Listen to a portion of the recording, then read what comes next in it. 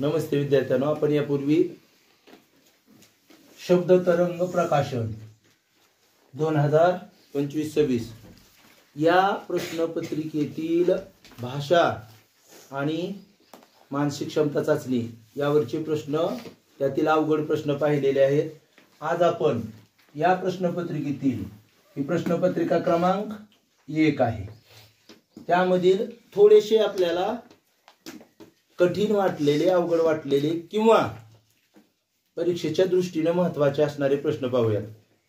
तर 20 प्रश्न आहेत. 20 प्रश्नापैकी पहिला प्रश्न बघा, आपण कोणते प्रश्न पाहणार आहोत तर 42, 43, 47, 48, 50, 51, 52, 54, 55 आणि 59. 10 प्रश्न पाहणार आहोत.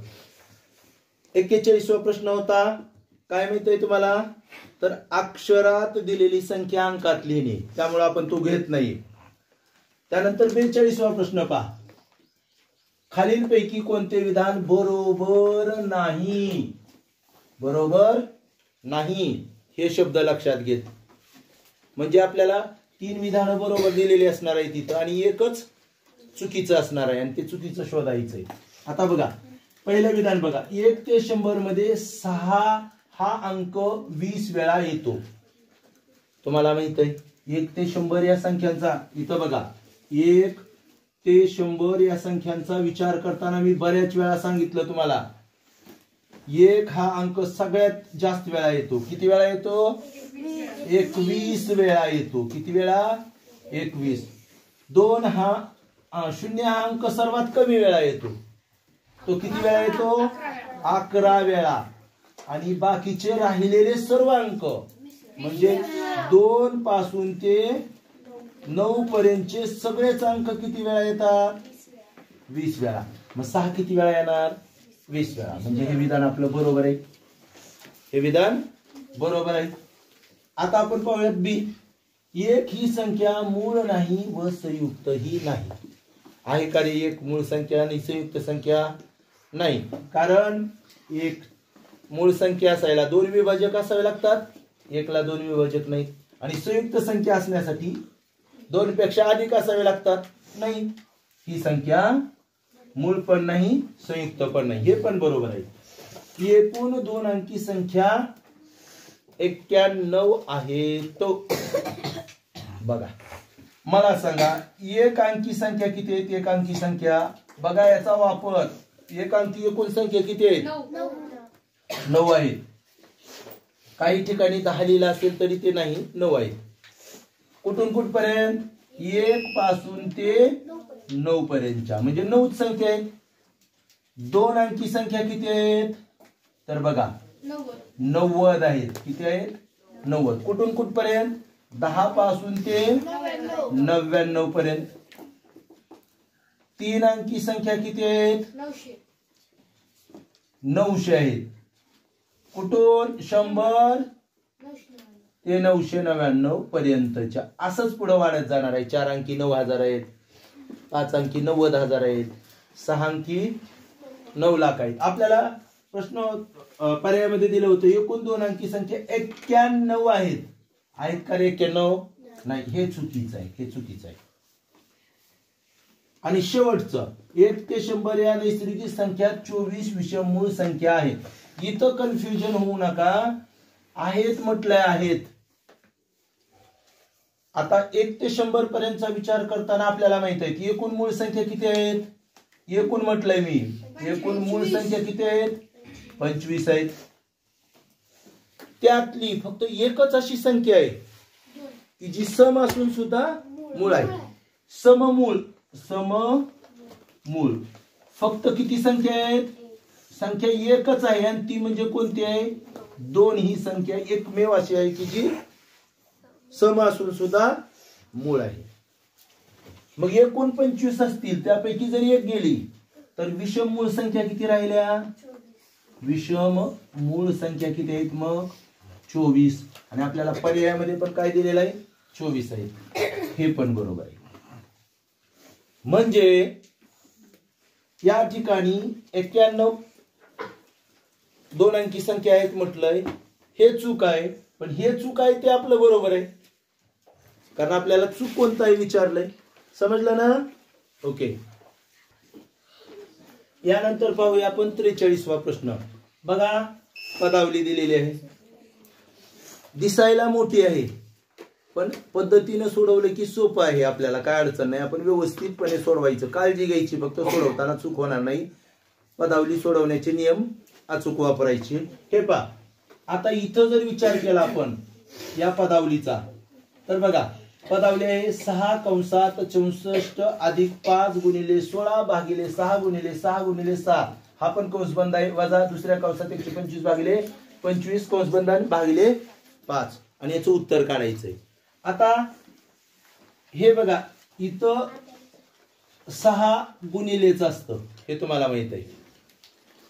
आता हा कंस वेगळा आहे, हा कंस वेगळा आहे आणि हा कंस वेगळा आहे.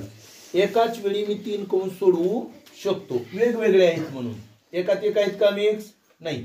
पण इथं चूक करते सोडवताना ह्या कंसातील. अगोदर आपण कोणती क्रिया करणार? गुणाकार. मग बाजूला सांगतो मी 16 पंचे 80, बरोबर. आणि 80 मध्ये काय मिळवावं लागेल आपल्याला? 64. 80 आणि 64 काय होईल? 4 ला 4, 8 आणि 6, 8 आणि 6 14, 8 आणि 6 14, 144. मग 6 गुणिले 144. कोणाची काय अडचण आहे इथं? समजलं? हे भागिलेला भागिले चिन्ह. हा सगळा कंस सोडून घेतला बरं का आपण, अगोदर गुणाकार क्रिया केली त्यामध्ये मिळवलं. आता हा पण कंस सोडूयात आपण. 6 गुणिले 6 गुणिले सगळाच गुणाकार आहे, म्हणजे 6चा घन. काय आहे 6चा घन? 216. काय येणार आहे? 216. 6चा वर्ग आहे 636, आणि 36 ला जर 6 न गुणलं तर 216. हे वजाला वजा चिन्ह देऊयात आणि हा पण कोण सोडूयात. मग 25 भागिले येतं, म्हणजे 25च्या पाड्यामध्ये 125 किती नंबरला आहे पाहावं लागेल. तर किती नंबरला आहे? 5. 25 5 125, आणि पुन्हा पाठी आणखी भागिले 5 आहे. बघा ह्या स्टेप्स मध्ये कोणाची काय अडचण नसावी. सगळे कंस काढून घेतले आपण, कंसातील क्रिया केल्या. आता आपण काय करणार? आपल्या नियमाप्रमाणे सुरुवातीला गुणाकार आला तर गुणाकार करायचा, भागाकार आला तर भागाकार. मग बघा ही क्रिया करूयात अगोदर. 6 चौक 24, हातच्याले 2, 6 चौक 24 आणि 2 26, हातच्याला 2, 6 1 6 2 8. हे भागिले लिहूया 216 वजा 5 भागिले 5. आता आपण कोणती क्रिया करणार? भागाकार. भागाकाराच्या क्रियेमध्ये बघा आता संक्षिप्त रूप, हे बघा हे डायरेक्टली भाग जात आहे.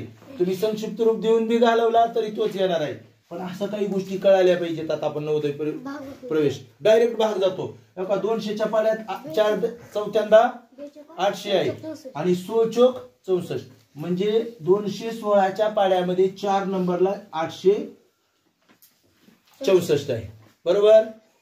मग 4 आलं, बाकीचं पुढं वजा 5 भागिले 5. आता आपली कोणती क्रिया करणार आपण? इथं चुकायचं नाही, वजाबाकी वगैरे असलं काही करायचं नाही. अगोदर भागाकार करणार. मग हे वजा, हे बघा 4 वजा, आता भागाकार 5च्या पाड्यामध्ये 5 कितव्या नंबरला आहे? मग 5 1 5. आता आपण बघूयात 4 मधून 3 1 जर कमी केला आपण, 4 मधून 1 जर कमी केलं तर काय उत्तर येणार आहे? 3. असं आहे का पर्यायामध्ये आपल्या कुठं? हा, आणि म्हणून आपलं उत्तर काय येणार आहे? पर्याय क्रमांक डी, डी मध्ये आहे. आलं लक्षात? यानंतर आपण बघा 43वा प्रश्न सोडवलेला आहे, आणि त्यानंतर 44 नाही, 45 नाही, आणि 46 सुद्धा सोडवणार नाहीत. 44 मध्ये काय होतं? मूळ विभाजक काढायचे, सगळ्यांना येतात त्याच्यामुळे काढलं नाही. 1890 चे मूळ विभाजक. 45 तर दशांश अपूर्णांकाची बेरीज आहे, दशांश चिन्हाची. 46 दशांश अपूर्णांकाचीच बेरीज आहे, पण अंश छेदरूपात दिल्यानंतर. त्याचं उत्तर सुद्धा दशांश मध्ये काढायचंय म्हणून ते घेतलेलं नाही. आता 47. तसं 47 फार अवघड उदाहरण नाही, पण मोठं दिसलं की आपण घाबरतो थोडस. पण जेवढं मोठं असेल तेवढं ते सोपं असतं. थोडीशी काळजी करायची आणि व्यवस्थित वाचत वाचतच सोडवत चालायचं. चला पाहूयात आपण, नीट लक्ष द्या. आता मधू एक सामना बघण्यासाठी सकाळी 8:30 वाजता घरातून बाहेर पडला. बघा 8:30 वाजता तू घरातून बाहेर पडलेला आहे, ही वेळ आहे घरातून बाहेर निघाल्याची. पुढं तो 10 मिनिटे चालत गेला. म्हणजे बघा त्याच्यामध्ये मी 10 मिनिटे हे मिनिटे मिळवलं, माझ्या बरोबरच लिहित चला. म्हणजे तो 8:40 चालला. त्यानंतर आपण इथपर्यंत आलो, 10 मिनिटे चालत गेला. आता पुढं 1 तास 20 मिनिटे तो बस मधून गेला. मग आता आणखी त्याला वेळ लागला की नाही, 1 तास 20 मिनिटे. मग आपण याच्यामध्ये 1 तास 20 मिनिटे मिळवूयात. मग काय येईल तर 0, हे 6 आणि हे 9. 9:60 यालाच आपण काय म्हणतो रे, 9:60 म्हणजेच बरोबर 10 वाजता तो काय झाला, म्हणजे 10 वाजेपर्यंत तो बस मधून गेला, 10 वाजता तो उतरला असेल. बरोबर. आता पुढे इथपर्यंत आलो आणि शेवटी पाव तास चालत जाऊन पाव तास 10 वाजता बस मधून उतरला तो आणि पाव तास चालत गेला. म्हणजे अजून पाव तास म्हणजे किती, 15 मिनिटे. पाव तास म्हणजे किती बघा, पाव तास म्हणजे चौथा भाग. एका तासामध्ये किती मिनिट असतात, 60.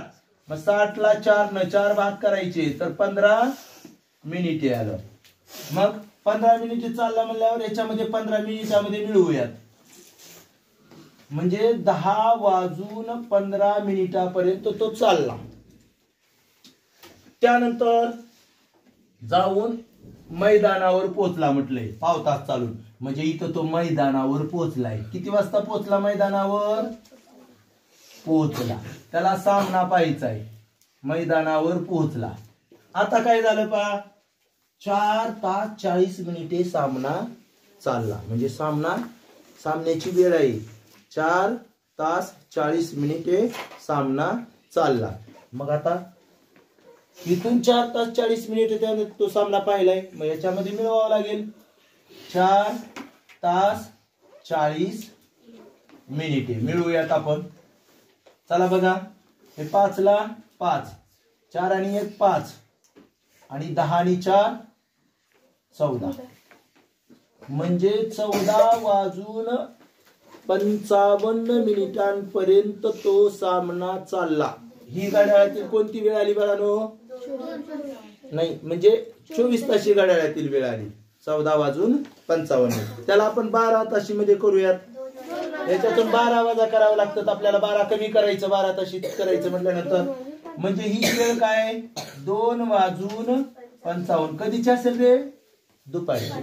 कारण 12च्या पुढची वेळ म्हणजे 13, 14, 15, 24 ताशी घड्याळामधली वेळ म्हणजे काय असते, दुपारची. म्हणजे दुपारी सामना कधी संपला तर दुपारी 2:55 मिनिटाला संपला. पण आपल्याला कधी संपला हे पण विचारलेलं नाही. बरोबर. आता संपला सामना बघून संध्याकाळी तो घरी कधी आला, 4 वाजून. म्हणजे सामना संपलाय 2:55 मिनिटाला आणि तो आलाय 4:44 मिनिटाला. म्हणजे तो लागलेला वेळ कसा काढणार आपण, वजाबाकी करून. कशातून काय वजा करणार तर आलेल्या वेळेतून, पुढच्या वेळेतून मागची वेळ, सामना संपलेली वेळ वजा करणार. करूयात वजा. हे पुसतो मी, आपण वजा करूयात. बघा घरी पोहोचल्याची वेळ आहे 4:44 मिनिट. वजा सामना कधी संपला होता, तो निघाला ना सामना संपल्यावर, म्हणजे 2:55 मिनिट. आता इथं फक्त चुकायचं नाही, वरचं 42 आहे खाली 55 आहे. आपल्याला इकडचा तास घ्यावाच लागणार. इकडचा तास घेतला की हे संपलं, यातला 1 तास दिला म्हणून याच्याकडे 1 कमी झाला तास. इकडं तास जरी दिला असला तरी तासाचे मिनिटामध्ये कन्वर्ट करून घ्यायचं. 1 तास म्हणजे किती मिनिट? 60. ह्याच्याकडे आधीचे 44 आणि ह्यानं दिलेले 60. 100 हे कटलं आणि वर 104 आणि आता वजाबाकी करायची. 104 बघा 4 मधून 5 जातात का? नाही. 14 मधून 5 गेले तर 9. पुन्हा इथं 9 राहिले. 9 मधून 5 गेले तर 4. दशांश हे म्हणजे चिन्ह दशांश नाही बरं का. हे किती वाजले हे सांगायचं तास मिनिट लिहिण्याचं. आता इथं मात्र 1. मग सामना किती वेळ चालला? नाही सॉरी, सामना कशाचा? सामना नाही, आपल्याला तो काय म्हणलाय, परत प्रवासाला किती वेळ लागला त्याला येण्यासाठी? 1 तास 49 मिनिट. आणि असं कुठं आहे बघा बरं, 1 तास 49 मिनिट. पर्याय क्रमांक ये. समजलं ना? ओके. यानंतर बघा आपण याच्यापूर्वी 47वा प्रश्न पाहिला, लगेच 48वा प्रश्न पाहणार आहोत. असे उदाहरणं आपण पाठोपाठ 4 सोडवलेले आहेत एक वेळा. तुमच्या वहीमध्ये आहे, तुम्हाला माहित आहे. आता बघा 48वा प्रश्न. सुवर्णाला प्रणितापेक्षा 16 गुण कमी मिळाले. हर्षिताला प्रणितापेक्षा 24 गुण जास्त मिळाले. तिघींना मिळून एकूण 536 गुण मिळाले. तर हर्षिताला किती गुण मिळाले असं आपल्याला विचारलेलं आहे. तर मी तुम्हाला सांगितलंय असं असल्यानंतर अगोदर 2 वेळा नाव कोणाचं आलंय बघायचं. हे बघा प्रणिता आणि इथं प्रणिता 2 वेळा आलंय की नाही. मग प्रणिताचे गुण x मानायचे. लिहा. समजा प्रणिताचे गुण बरोबर x मानू. प्रणिताचे गुण x मानू. म्हणून आता वाक्य वाचायचं पहिलं. सुवर्णाला प्रणितापेक्षा 16 गुण कमी मिळाले. म्हणजे सुवर्णाचे गुण काय येतील? सुवर्णाचे नक्कीच कमी मिळालेत, म्हणजे तिच्यापेक्षा x वजा 16 आले. बरोबर. आता पुढं दुसरं वाक्य वाचू. हर्षिताला प्रणितापेक्षा 24 गुण जास्त मिळाले. म्हणून हर्षिताचे गुण बरोबर x अधिक 24. आपण इथपर्यंत आलो. आता बघा तिघींना मिळून एकूण 536 गुण मिळाले. याच्यावरून आपल्याला समीकरण तयार करता येतं. तिघींना मिळून आता समजा मला 10 गुण मिळाले, एखाद्याला 20 मिळाले आणि तिसऱ्याला 40 मिळाले. तर एकूण गुण करताना काय करतो आपण? त्यांची बेरीज. मग ह्यांची पण बेरीज करावी लागेल एकूण गुण म्हणल्यावर. प्रणिताचे गुण x अधिक सुवर्णाचे गुण x वजा 16 अधिक हर्षिताचे गुण x अधिक 24. आणि हे सगळ्यांची बेरीज आपल्याला तिघीचे मिळून दिले 536. कोणाची काय अडचण आहे का इथं? आता बघा हे 1दा x, हे 2दा x आणि हे 3 वेळा x. बेरीज करताना 3x झालं. इथं लिहितो मी डायरेक्ट. इथं कुठेही लिहिलं तर काय नाही, बरोबर चिन्हामुळे थोडंसं हे होतं म्हणून इथं लिहितो 3x. आलं लक्षात? हे कसं झालं? हे x 3x. आता काय करायचं? हे 536 उजव्या बाजूला आहे तसंच ठेवूयात. आणि ही वजा 16 होतं ते काय होईल? इकडे गेल्यानंतर अधिक 16 होईल. आणि हे वजा 24 होतं ते पण इकडे गेल्यावर वजा 24. समजलंय? अधिक असलेलं वजा, वजा असलेलं अधिक. आता 3x बरोबर हे बघा ह्यांची बेरीज वजाबाकी एखादी स्टेप वाढवण्यापेक्षा डायरेक्ट करू आपण. हे बघा 6 6 12, 12ला 2, हातचा आला 1, 3 आणि 1 4 आणि 1 5, हातचा काहीच नाही. आणि 5ला ह्या दोन्हीची बेरीज एवढी होती. ह्या दोन्हीची बेरीज त्याच्यातून लगेच 24 वजा करू ना. वजा 24 करूया. 12 मधून 4 गेले तर 8, 4 मधून 2 गेले तर 2, 5 ला 5. म्हणजे ह्या सगळ्यांचं उत्तर काय आलं? ह्या सगळ्यांचं 528. काय अडचण आहे का कुणाला? आता बघा हे x इथं x ला रिकामं करायचंय आपल्याला, 1 तर 16 म्हणजे 3 आपल्याला दुसऱ्या बाजूला न्यायचं भागाकाराच्या स्वरूपात. मग x बरोबर काय येईल बघा? 528 ला कितीनं भागायचे आपल्याला? 3 न. तर इथं मी बरोबर खालचं दिसत नाही म्हणून मी इथं पुढे लिहितो थोडस. 3 3 1 3 उरले 2 झाले 12. 2 उरल्यावर 12 कशी होती? 22. 3 7 21 उरले किती? 1 झाले 18. 3 सम 18. 176. कशाची किंमत आलेली बाळांनो? मग x कोणाचं मानलंय आपण? बरोबर आहे की नाही? मग मला सांगा प्रणिताचं जर आपण x मानला असेल आणि तिचे गुण काय आले? x म्हणजे किती आले? 176 गुण आले. बरोबर आहे की नाही? मग आता आपल्याला कोणाचे विचारलेत? हर्षिताचे समजा. मग काय करावं लागेल मला? हे x म्हणजे किती आलंय? x म्हणजे 176 आणि त्याच्यामध्ये काय करावं लागेल? अधिक हे 24 मिळवावं लागेल. 176 आणि 24 जर यांची बेरीज केली तर काय येईल? 200 बेरीज. मग पर्यायामध्ये 200 कुठं आहे बघा बरं? पर्याय क्रमांक डी हे आपलं उत्तर आहे. आणि जर आपल्याला सुवर्णाचे विचारले असते तर आपल्याला काय करावं लागलं असतं? 176 मधून 16 वजा करावे लागले असते. आणि काय आलं असतं? 176 मधून 16 वजा केल्यावर 160. पण इथं पर्यायामध्ये नाही, ते ठीक आहे. पण कोणतंही काढता आलं पाहिजे. समजलं ना? हा प्रश्न अजिबात चुकायचा नाही. हा म्हणजे अशा प्रकारचा प्रश्न चुकायचा नाही. ओके. यानंतर बघा 48 नंतर आपण प्रश्न पाहणार आहोत 50वा. 49वा का पाहणार नाही? तर सोपा होता प्रश्न. काय होता? तर 27/30 मधून काय वजा केल्यास 15/30 मिळेल? सरळ सरळ आहे की नाही? काय वजा केल्यास वजा x बरोबर किंमत ठेवून उत्तर येईल. किंवा त्या दोन्हीची काय करावी लागते, कोणती क्रिया बघा तुम्हाला माहित आहे. चला यानंतर 50वा प्रश्न. कंसात 3/4 गुणिले 2/4 कंस बंद अधिक 5/8 वजा कंसात 1/2 गुणिले 1 बरोबर किती? प्रश्न लिहिला. आता नीट माझ्या बरोबर सोडवायचा आहे काळजीपूर्वक. हे बघा हा कंस भिन्न आहे, हा कंस भिन्न आहे, वेगवेगळे. एकाच वेळी दोन्ही कंस सोडवायचे. वेळ वाचतो. प्रत्येक वेळी एक एक कंस आपण सुरुवातीला सोडवतो शिकताना, पण आता काही गरज नाही, आपल्याला माहित झालेलं आहे.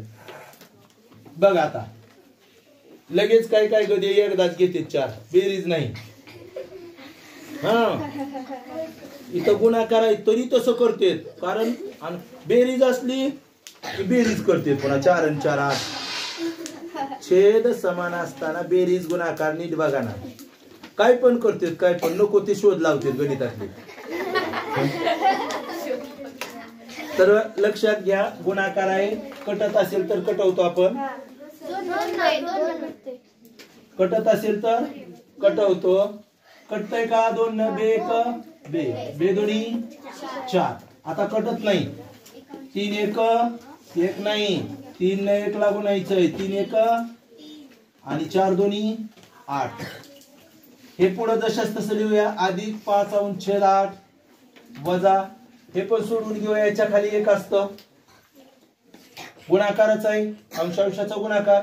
1 न 1 लागून 1 आणि 2 न 1 लागून तर 2 बरोबर. आता बघा बेरीज आणि वजाबाकी यांची बेरीज छेद समान आहे म्हणून करू शकतो आपण लगेच. अंशांशाची बेरीज 5 आणि 3 छेदस्थानी वजा लिहूया 1/2. याला संक्षिप्त रूप जातंय पण नको घालवायला, आताच पुन्हा घालूयात आपण. त्यानंतर छेद समान करून घ्यायचा आहे. दोघांच्या पाड्यातली संख्या काय असेल? 8. म्हणजे दुसऱ्याला कितीनं गुणायचं आपल्याला? 4 न फक्त बघा 4 न गुणायचंय म्हणजे काय तयार झालं 8 अंश छेद 8 वजा 4 एक 4 अंश छेद 8. आता सोडूयात छेद समान आहे अंशाची वजाबाकी 8 मधून 4 कमी केले तर 4 छेद एकदाच शून्य नाही लिहायचं 8 मधून 8 गेले शून्य 8 पुढं संक्षिप्त रूप द्यायचं 4 एक 4 4 दोन्ही 8 आधी असा आहे का बघा 1 अंश 2 कुठं असा आहे पर्याय क्रमांक बी मध्ये आहे सोपं उत्तर सोपा प्रश्न होता. यानंतर आपण प्रश्न क्रमांक 51 पाहणार आहोत. नीट लक्षात घ्या प्रश्न क्रमांक 51 या प्रश्नामध्ये बघा काय दिलेलं आहे. एक दुकानदार 6 रुपयांना 10 वस्तू विकत घेतो म्हणजे खरेदी करतो आणि 6 रुपयांना 8 वस्तू या दराने विकतो म्हणजे विक्री किंमत आहे त्याची विकण्याची क्रिया आहे. कोणाची काय अडचण एकूण 90 रुपयांचा फायदा करून घेण्यासाठी तो किती वस्तू विकतो असं म्हटलेलं आहे. बघा फायदा तर त्याला किती पाहिजे 90 रुपयाचा नफा म्हणजे फायदा म्हणजेच नफा. बघा नीट लक्षात घ्या असं गणित बरेच विद्यार्थी चुकणार आहेत आणि जे सगळे चुकणार आहेत ते आपलं बरोबर आलं तरच आपल्याला काहीतरी मार्कामध्ये वाढ होणार आहे नाहीतर काय उपयोग नाही. सगळ्याचं येतंय तेच आपलं येऊन काही फायदा नाही. हा असं अवघड नाही उदाहरण मी सांगतो ते नीट समजून घ्या अगोदर. हे बघा हे रुपये आणि वस्तूची खरेदी वस्तूंची संख्या बघा रुपये लिहा तुम्ही पण रुपये 6 आणि खरेदी वस्तू खरेदी विकत घेतो म्हणजे खरेदीच करतो बर का. किती वस्तू घेतो 6 रुपयाला 10 वस्तू खरेदी करतो.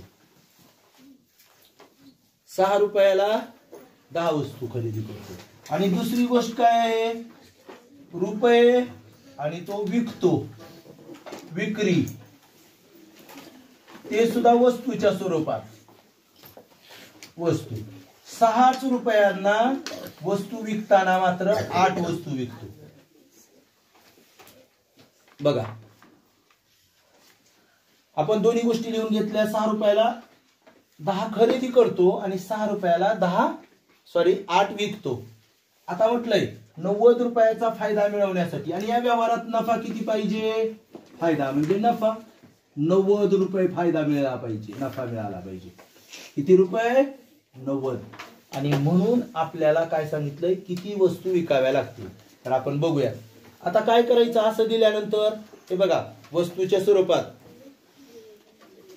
आपल्याला खरेदी विक्री दिलेली आहे आणि नफा मात्र पैशात काढायचा आहे किंवा तोटा देतील कधी नफा देतील तोटा देतील. आपण अगोदर काय करायचं इथल्या वस्तू किती आहेत 10 आणि विकण्याच्या वस्तू किती आहेत 8. या दोन्हीच्या पाड्यातील लहानात लहान संख्या ज्याला आपण लसावी म्हणतो ते 10च्या पण पाड्यात असली पाहिजे संख्या आणि 8च्या पण पाड्यात असली पाहिजे. अशी कोणती संख्या आहे तर 40. 8 पंचे 40. मग आपण असं समजायचं की त्याने 40 वस्तू खरेदी केल्यात आणि 40 वस्तू विकल्यात सुरुवातीला समजायचं. मग बघा आता म्हणून 40 वस्तूंची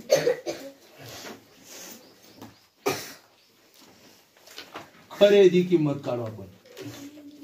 कशी येईल 40 वस्तूची तर बघा 40 10ची किती पट झाली 4 पट म्हणून ह्या 6ची पण काय काढावी लागेल 4 पट म्हणजे 40 वस्तूंची खरेदी किंमत काय आली 24 रुपये. काय आली 24 रुपये. तसाच आपण वस्तूंच्या 40 वस्तूंची विक्री किंमत काढू. 40 वस्तूंची विक्री किंमत त्याच पद्धतीनं बघूयात आपण. आता 40 वस्तूंची विक्री किंमत आता बघा वस्तू तर 40 आहे, मग 8च्या पड्यात 40 कितव्यांदा आहे? 5 नंबरला, म्हणजे 8ला 5 न गुणावं लागतं. मग रुपये सुद्धा 5 पटीने वाढतील ना, म्हणून गुणिले 5 करावं लागेल. 6 गुणिले 5 यांचा गुणाकार 6 पंचे 30 रुपये. आता बघा नीट लक्षात घ्या, 40 वस्तू किती रुपयाला खरेदी केल्या? 24 रुपये. आणि त्या 40 वस्तू किती रुपयाला विकल्या गेल्या? 30 रुपये. नफा झाला की नाही? नक्कीच झाला. मग किती झाला काढूया. नफा बरोबर आपल्याला माहित आहे विक्री वजा खरेदी, म्हणजे डायरेक्ट सगळं लिहित बसत नाही सूत्र वगैरे. 30 वजा 24 लिहितो, बरोबर 6 रुपयाचा नफा झाला. इथपर्यंत कोणाची काही अडचण आहे का? क्लिअर? आता बघा 6 रुपयाचा नफा होत असताना किती वस्तू विकाव्या लागल्या आपल्याला? 40 वस्तू विकल्यावर 6 रुपयाचा नफा झाला. म्हणून आपण त्रैराशिक पद्धतीनं किंवा पट पद्धतीने हे उदाहरण सोडवू शकतो. मग आता बघा मी इथं लिहितो, हे बघा 40 वस्तू विकल्या, वर लिहू का? वस्तू लिहितो वाटल्यास, वस्तू आणि नफा. 40 वस्तू विकल्या मी, म्हणजे जो काही दुकानदार असेल, समजा मी दुकानदार आहे, आता काय अडचण आहे, आपण सोडवताना स्वतःच आहेत असं समजा. दुकानदाराने 40 वस्तू कितीला? 40 वस्तू विकल्यावर नफा किती झालाय त्याला? 6 रुपये. पण आता आपल्याला किती नफा पाहिजे? हो, नफा 6 रुपये. काय करायचं आहे? 90 रुपये पाहिजे ना. मग 90च्या खाली 90 लिहूया, रुपयामध्ये नफा लिहिलेला आपण. तेव्हा त्याला वस्तू किती विकाव्या लागतील. बघितलं इकडे आपण असं. मग बघा आता हे त्रैराशिक किंवा पट पद्धतीने सुद्धा करू शकता तुम्ही. पट म्हणजे 6ची किती पट झाली? 90, 15 पट आहे, 15 पट. तर 40ची सुद्धा 15 पट करावी लागेल, म्हणजे 40ला सुद्धा आपल्याला 15ने गुणावं लागेल. पट पद्धती काय येईल मग? 600. कुठं आहे पर्यायामध्ये? किंवा आपण काय करतो इथं, एक नाही त्रैराशिक पद्धत म्हणतो याला. काय काढायचंय? वस्तू बरोबर. तिरकस काय काय? हे दोघ आहेत, हे दोघ आहेत, म्हणजे 40 गुणिले 90 आणि एक तर काय? 6. बरोबर. 6 एक 6, 6 एक 6, 3 उरले 30, 6 पंचे 30. म्हणजे काय राहिले बघा? 40 गुणिले 15 आणि 15 चोक 60 आणि 0, म्हणजे किती वस्तू विकाव्या लागतील? 600. पर्याय क्रमांक. हे गणित थोडस समजलं का तुम्हाला नीट? एकदा पुन्हा अजून जर समजलं नसेल तर मी सांगू शकतो, काय अडचण नाही. ओके, हे थांब. यानंतरचं आपलं आहे उदाहरण 52. एका दुकानदाराने रुपये 280 ला 40 या दराने पेन खरेदी केले आणि 540 रुपयाला 5 डझन या दराने विकले, तर प्रतिनग, हा शब्द महत्वाचा आहे, प्रतिनग. प्रतिनग म्हणजे एक वस्तू, प्रत्येक वस्तू. मग नग कशाचा असेल? पेन असेल, पुस्तक असेल, पेन्सिल असेल, वही असेल, भाजीची पेंडी असेल. लक्षात येतंय? प्रतिनग म्हणजे एक वस्तू. आता इथं पेन आहे म्हणजे एक पेन त्याचा अर्थ होतो. मग बघा एका दुकानदाराने रुपये 280 ला 40 पेन या दराने पेन खरेदी केले आणि रुपये 540 ला 5 डझन या दराने विकले, तर प्रतिनग नफा आहे, म्हणजे एक पेनामागचा नफा विचारलाय आपल्याला. त्यासाठी मग आपल्याला एक पेनची खरेदी किंमत पण माहित पाहिजे, एक पेनची विक्री किंमत सुद्धा माहित पाहिजे, तेव्हा आपण एका पेनचा नफा काढूयात. मग खरेदी करताना त्यानं 280 ला 40 पेन घेतलेले आहेत, म्हणजे एक पेनची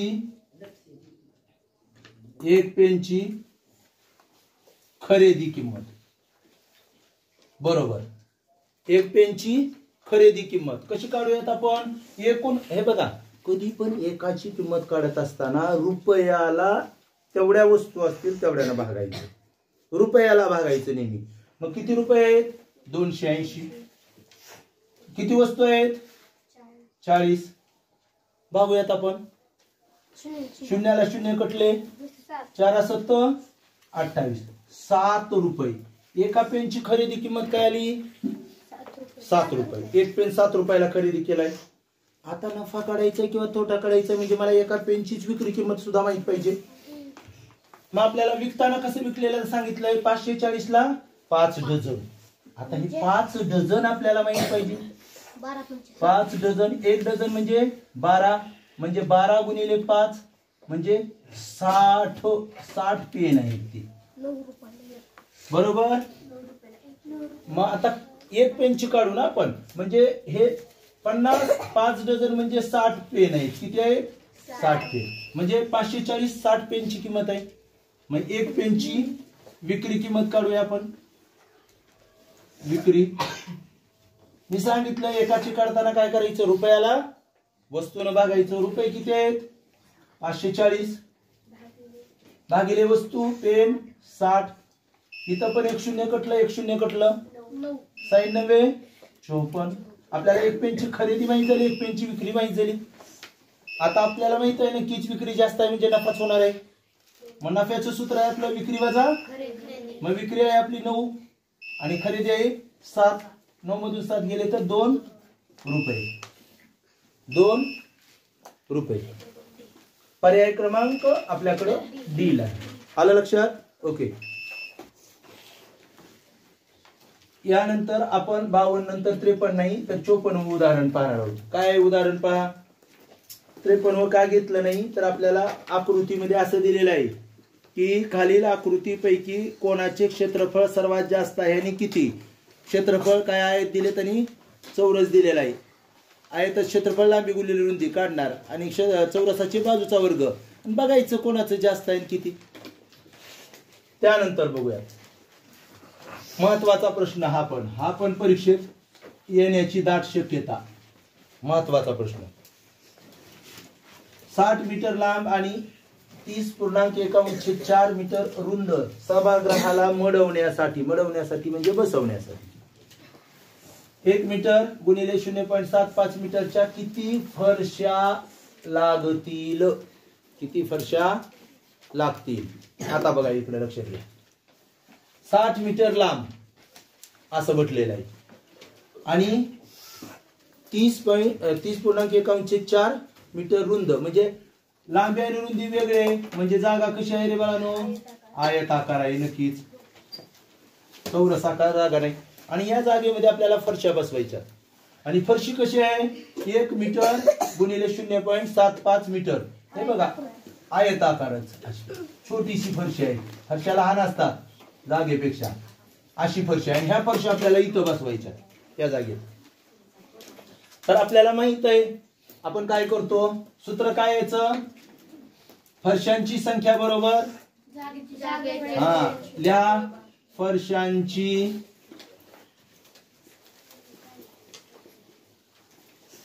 संख्या बरोबर जागेचे क्षेत्रफळ भागिले फरशीचे क्षेत्रफळ.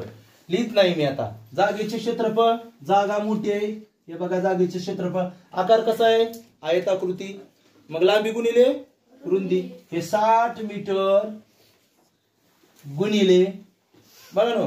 याला आपण जर डायरेक्ट पॉइंट मध्ये केलं तर का करायचं? कारण पुढे पॉइंट मध्ये 1 दिलेला आहे म्हणून दशांश मध्ये करूया त्याला आपण.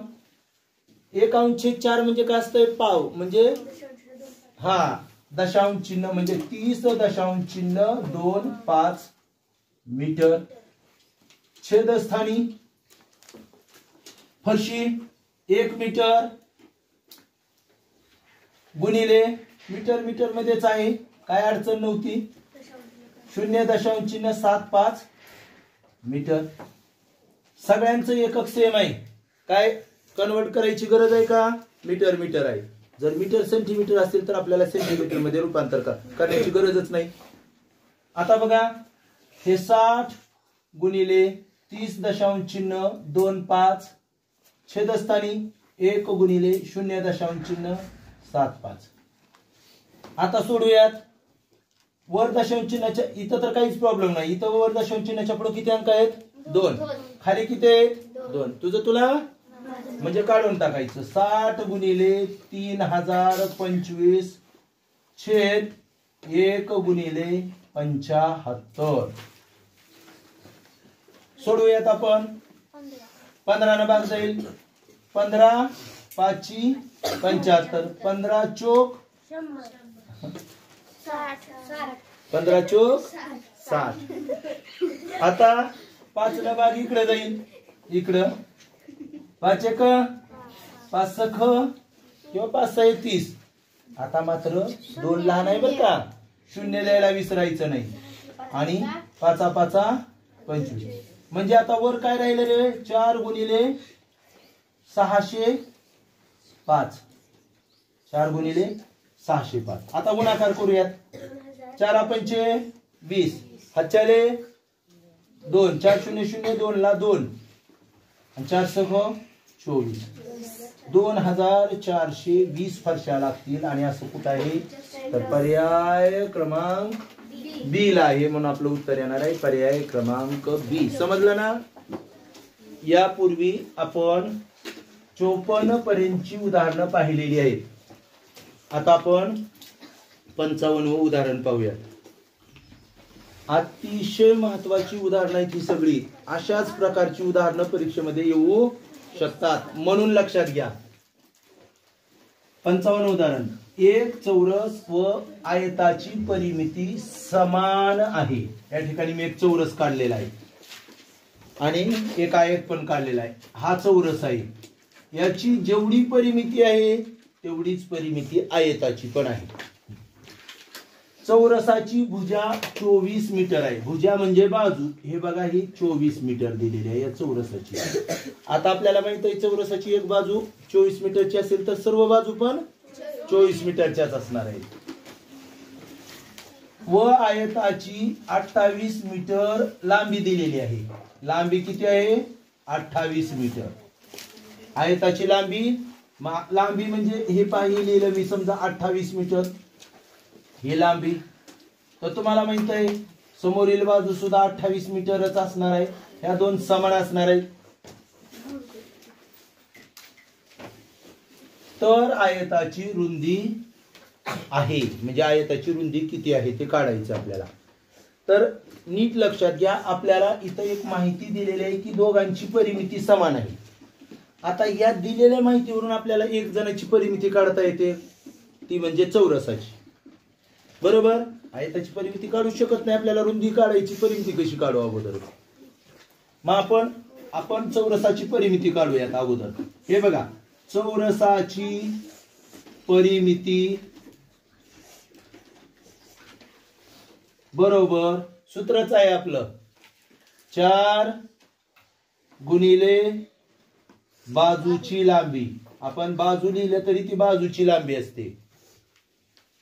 4 गुणिले 24. 24 चोक 96 मीटर आहे. तर परिमिती मीटर मध्येच येणार. आता जर चौरसाची परिमिती 96 मीटर आली. चौरसाची परिमिती 96 मीटर आली. परिमितीचं एकक तेच असतं 94. लिहिताना 94 96 आलेलं आहे. काय येतंय 96. आता बघा मग म्हणजे आयताची परिमिती सुद्धा काय आली 96. त्याचं कारण काय तर समान आहे असं आपल्याला गणितातच दिलंय.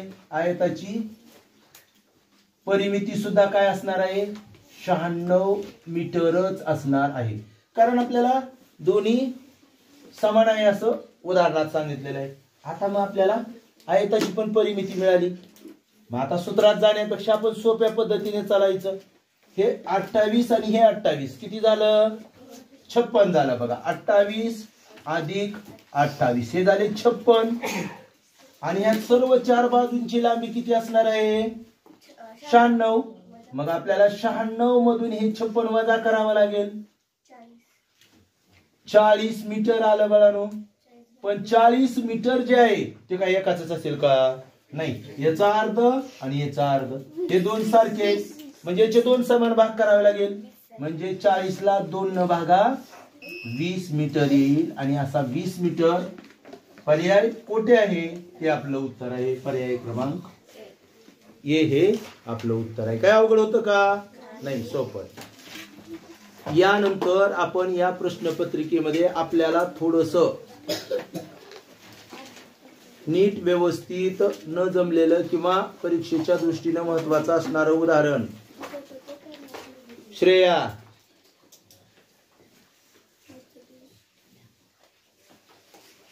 हे उदाहरण पाहणार आहेत. बघा, 59 सोबतच्या आकृतीत कोण एओबी, कोण बीओसी, कोण सीओडी आणि कोण डीओई यांची मापे अनुक्रमे आहेत. अनुक्रमे बघा, कोण आपल्याला एओबी कुठे दिसतोय? एओबी हा कोण, हा 1 नंबरचा कोण. त्यानंतर कोण बीओसी, बीओसी हा 2 नंबरचा कोण. त्यानंतर सीओडी, सीओडी हा 3 नंबरचा कोण. आणि डीओई, डीओई हा 4 नंबरचा कोण. यांची अनुक्रमे मापे म्हटलेली आहेत. आणि एका कोणाचं माप ऑलरेडी दिले आपल्याला, कोण ईओ ए किंवा एओ ई, कसंही नाव वाचलं तरी चालतं. याचं तरी 135 अंश ऑलरेडी देऊन टाकलेलं आहे. मग आपल्याला माहित आहे हे सर्व जे कोण आहे ते एकाच शिरोबिंदूतून, लक्षात घ्या काय म्हटलं मी, एकाच शिरोबिंदूतील कोण आहेत. एकाच शिरोबिंदूतील किंवा त्या शिरोबिंदूपाशी कोण तयार होतात. शिरोबिंदूतील कोण आहेत. मग असं जर असेल तर त्या सर्व कोणांच्या मापांची बेरीज किती पण असू द्या, 4 असू द्या, 5 असू द्या, 3 असू द्या, 2 असू द्या, 8 असू द्या, त्या सर्वांची बेरीज किती असते? सगळ्यांची 360 बेरीज येते सर्व कोणांची, 360 अंश. हे अगोदर महत्वाचं आहे, आपल्याला माहित असणं गरजेचं आहे. आता त्यापैकी एका कोणाचं दिलेलं आहे. मग आपल्याला 1 नंबरचा कोण आहे एक्स अधिक, अंश लिहायची गरज नाही, पुन्हा लिहूयात. क्रिया करताना अंश लिहायची गरज नाही. दुसऱ्याचं माप आहे 4x, तिसऱ्याचं माप आहे दुसऱ्याचं 2x अधिक तिसऱ्याचं 4x अधिक चौथ्या कोणाचं माप 8x आणि एका कोणाचं माप डायरेक्टली आपल्याला 135 दिलेलं आहे. मग 135 बरोबर सगळ्यांचं मिळून 360च माप येणार आहे. सगळ्यांच्या मापाची बेरीज 360 सर्व कोणाच्या. मग आपल्याला काय करावं लागेल आता, एक्स चे जे आहेत त्या सगळ्यांची बेरीज करायची. इथं काही नाही म्हणजे 1 आहे, 1 आणि 2 3, 3 आणि 4 7, 7 आणि 8 15, किती झाले 15x झाली. ह्या सगळ्यांची बेरीज इथपर्यंत. अधिक 135 बरोबर 360. आता आपल्याला काय करावं लागेल, ह्या x ची किंमत करायची म्हणल्यावर हे 135 अगोदर उजव्या बाजूला पाठवावं लागेल. म्हणजे 15x बरोबर 360 मधून 135, इकडे अधिक आहे इकडे वजा होणार. 15x बरोबर 360 मधून जर 135 वजा झाले तर किती उरतात बघा, 225. बघा 10 मधून 5 गेले 5, त्यानंतर 5 मधून 3 2 आणि 3 मधून 1 2, 225 उरलेला आहे. आता मग आपल्याला 15 न भागावं लागेल, इकडे गुणाकार आहे म्हणून. x बरोबर 225 भागिले 15, तर हा 15चा वर्ग आहे. म्हणजे उत्तर पण काय येणार आहे 15 येणार आहे. म्हणजे x ची किंमत काय आली, x बरोबर आलेला आहे 15 अंश. कोणात्मक माप आहे x बरोबर 15 अंश. आता आपण बघूयात, मग हे जर 15 अंश असेल पहिल्या कोणाचं माप, हे बघा x इथं हे 15 अंश आहे. x बरोबर काय आलं, या बाजूला लिहितो थोडस, हे बघा x बरोबर आपली किंमत काय आली 15 अंश. म्हणजे हा कोण 15 अंशाचा आला. त्यानंतर दुसरा आहे 2x चा, म्हणजे दुप्पट असणाऱ्याचा 2 गुणिले 15 बरोबर 30 अंशाचा आला, म्हणजे हा कोण आला 30 अंशाचा. त्यानंतर तिसरा आहे आपला 4x, म्हणजे 4 गुणिले 15 बरोबर 15 चौक 60 अंश, म्हणजे हा कोण आला आपला 60 अंशाचा. आणि त्यानंतर 8x बरोबर 8 गुणिले 15 15 120 अंशाचा कोण आला, तो आला हा 120 अंशाचा कोण. मग अनुक्रमे विचारलंय आपल्याला, अनुक्रमे म्हणजे क्रमानं. पहिला 15, दुसरा 30, तिसरा 60 आणि चौथा 120. आणि असा पर्याय कुठं आहे, तर पर्याय क्रमांक सी मध्ये आहे. आलं लक्षात. आणखी बघा, लक्षात घ्या, जर तुम्हाला एवढं येत नसेल, कधी कधी माहितीये का आपल्याला पर्यायाकडून जाणं सुद्धा सोपं जातं. आणि काही गोष्टी गप्प बसण्यापेक्षा, येत नाही म्हणण्यापेक्षा, जर आपल्याला 360 बेरीज असते हे जर लक्षात येत असेल तर हे 135 घेऊन यापैकी कोणत्या पर्यायाची बेरीज 360 येते हे पाहिलं तरी तुमचं उत्तर येईल. मग फक्त कोणत्या पर्यायाची येते, पर्याय क्रमांक सी. तर आज आपण पूर्ण या प्रश्नपत्रिकेतले 10 जे प्रश्न होते जे आपल्याला वाटले महत्वाचे आणि थोडेसे न समजणारे ते सोडवलेले आहेत. आपण या ठिकाणी थांबूया.